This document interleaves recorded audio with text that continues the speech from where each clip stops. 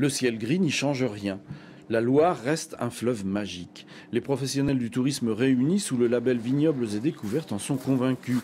Convaincus aussi que l'œnotourisme est un moyen de gagner sa vie en faisant découvrir le vin et son vignoble aux touristes.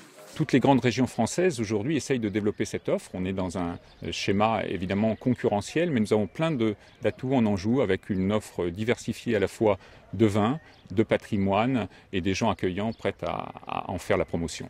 L'idée est d'offrir aux touristes la possibilité de séjourner autour de la découverte du vin.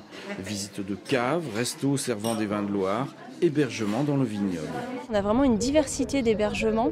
On a vraiment des hébergements très haut de gamme, des choses moyenne gamme, des choses adaptées pour les familles, pour les couples, et puis des choses très diverses. On a par exemple des hébergements insolites, comme des tout cabanés ou des cabanes dans les arbres. Et puis on a des choses plus traditionnelles, comme des chambres d'hôtes chez l'habitant.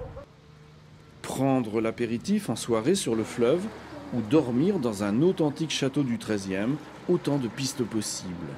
On a la piscine qui est chauffée, on propose la table d'hôtes, on propose des dégustations de vins. J'ai fait une visite de notre vignoble, donc je me promène avec mes hôtes pour les expliquer comment ça marche. Et le fait que nous ne sommes pas français, donc forcément on attire pas mal d'étrangers.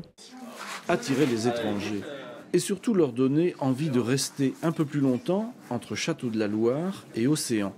Et développer l'emploi aussi autour du vin et surtout leur faire toucher la réalité de la douceur angevine. Vous voyez, là, le but c'est de